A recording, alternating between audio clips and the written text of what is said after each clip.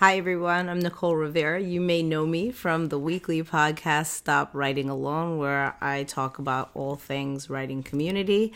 I try to connect with other writers who have had great experiences with connecting with other writers and share a little bit of my experience with connecting with other writers as well. But that's not why we're here. We're here because of my other passion, which I do talk about on the podcast as well, and that is writing prompts. I love writing prompts and how they really inspire us to think differently and expand our muse and get these great, cool new ideas that maybe we weren't thinking about and get us thinking differently while we're doing our writing.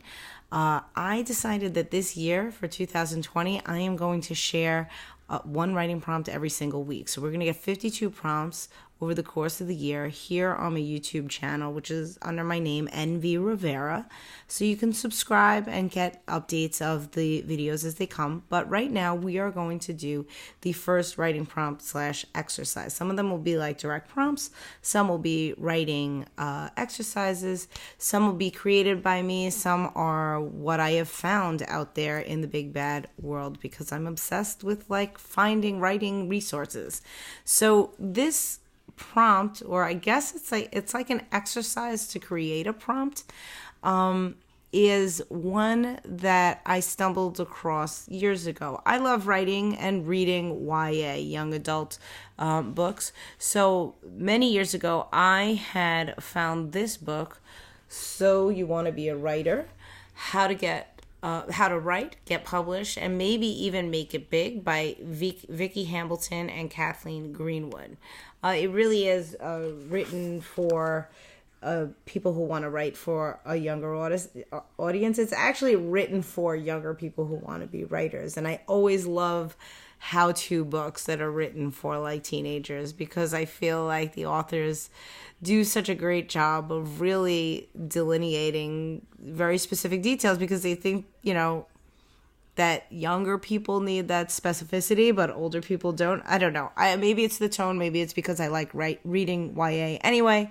But I do love this book. And when I first read it, there's a section in here that gives a whole bunch of different writing prompts and exercises. And this is where I was first introduced to the idea of using an author as a model. This is not a new activity or exercise, but it's one I thought it would be a great one to start with in the new year. Maybe you're still a little hungover from New Year's.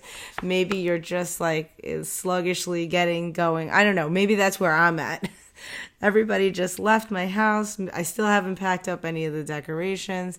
It's like I need a little help to get started here. So what is using the author as a model? I'm just going to read it here. This is on page 67 of this book. I'll put a link in the doobly-doo for where you can find this book if you want to get it yourself because there are a lot of different activities. And like I said, it's a quick read, and a great book for getting started in all aspects of writing. Anyway, here's what the ladies had to say. They said copying the style of your favorite author isn't always cheating. It can even be a great help getting started with your writing. Try looking at the first few paragraphs of your favorite book. Choose 3 sentences and copy them, substituting new names and mostly new verbs, nouns, adjectives, and adverbs. Keep the basic sentence structure the same. I've done this so many times. I've done this with like favorite books. I've done this with a current read.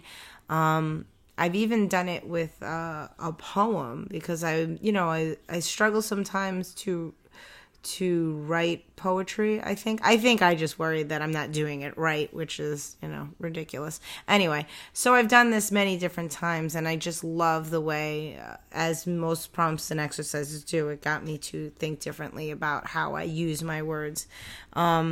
So here's an example of the example they gave. They said, here's an example from Alice's Adventures in Wonderland. So these are the original sentences.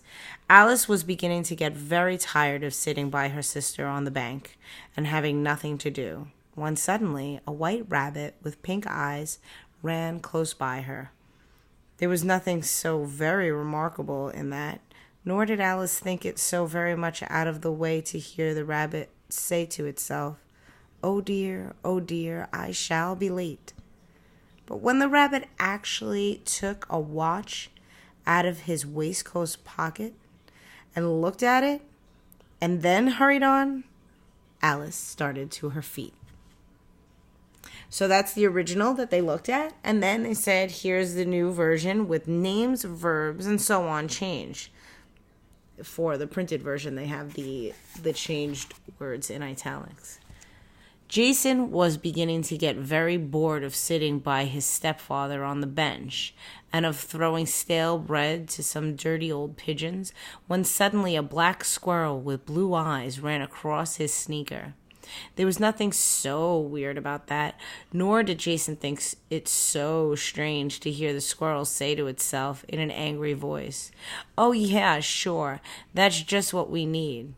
But when the squirrel actually pulled a cell phone out of its fanny pack, flipped it open, started to mumble into it, and scampered on, Jason jumped to his feet. So that's an example of what you can do, just taking the characters' names, flipping them, taking some of the characters themselves. Instead of a rabbit, we have a squirrel. This one is the interesting thing about this example that they give in this book is that it kind of feels almost like the same story. I find that when I do this and I change things around, it's almost a very dramatic. I shift gears completely. But what I like is that there is a structure and a rhythm of words that are unique to the voice of the original author that I don't typically write in.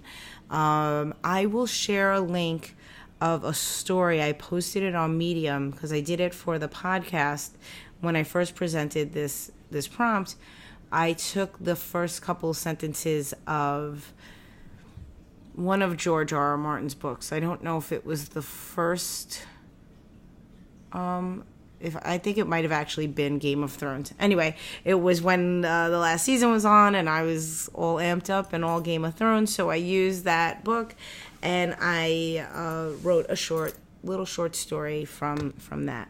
For this week, for me, because I am going to do the challenges, as I said in a previous video, I am taking the challenge this year of trying to write 52 stories in 52 weeks, and I'm going to, for the most part, use these prompts to do so. So I said I was about to use the novel that I'm reading right now, which is The Wizard of Oz, because I've never read it, and I was reading it, and then I said, wait, I want to write short stories. So I pulled out my Neil Gaiman collection of short stories, Smoke and Mirrors, as one of his earlier ones. A lot of these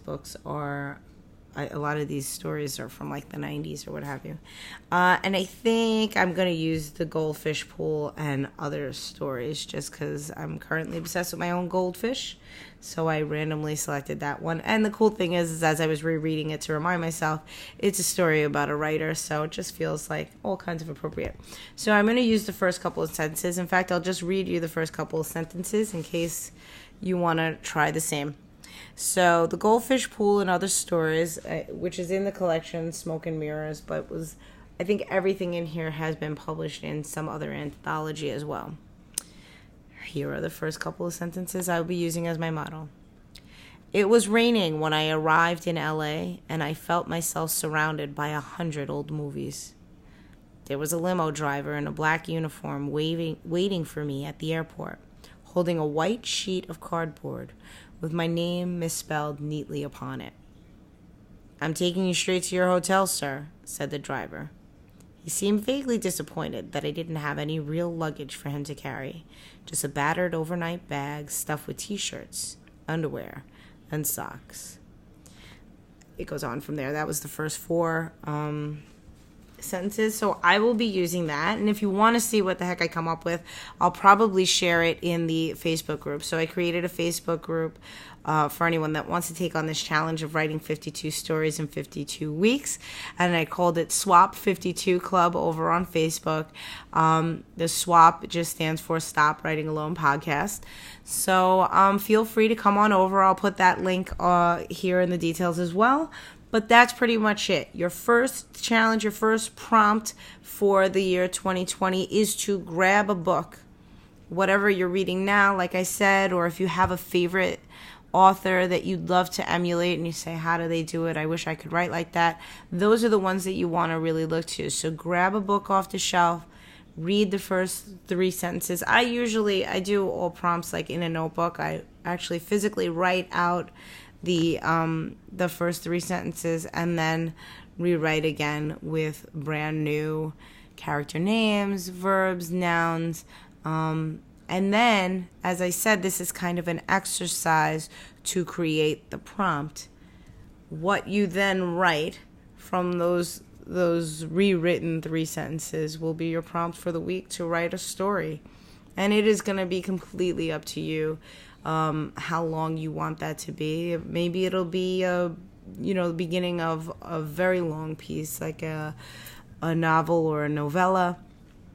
I'm pretty much going to be sticking to things that are in what we would define as a short story, or maybe even flash fiction some weeks. I'm not sure where this will take me because I have not yet done it to say what my prompt is. But that's it, guys. If you want to connect with me online, like I said, the Facebook group is a great place. Also, there is a Stop Writing Alone Facebook group and Facebook page that has a whole bunch of people writing all types of things. And I have the podcast every single week. It comes out on Thursday mornings. Wherever you listen to podcasts, just search for Stop Writing Alone, and you should be able to hear this lovely voice if you feel so inclined. And on Twitter and Instagram, I have the same handle. That's NV_Rivera. And there's an email, stopwritingalone@gmail.com, if you want to write and chat about prompts, chat about what you're writing about.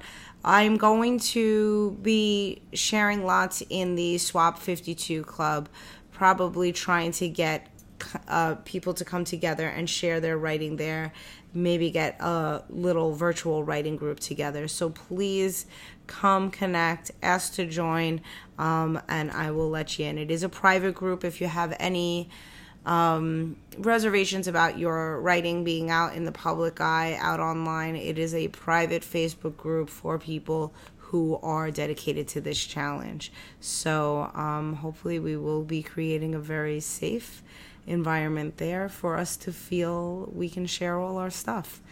Otherwise, it is great. I'm very excited to be doing this. I hope you have fun with this first prompt. And next week will be something else. I will again share the link for the book where I first found this, but I'm sure you've heard of this activity before. It's all over the place. But I always want to thank Vicky and Kathleen for being the first to introduce it to me. So I will share a link for that book for you. I'll share a link for Neil's collection as well. And if you want a cool little Stop Writing Alone notebook, I have a shop with all the stuff with our logo on it. Notebooks, journals, t-shirts. It's just hilarious. Anyway, thanks guys. Thanks for coming. Thanks for viewing. And subscribe if you want to make sure you keep up with the prompts as they come out. Otherwise, I will see you next week or sooner if you come over to Facebook or find me anywhere else in the World Wide Web. Great seeing you. Thanks again. Bye-bye.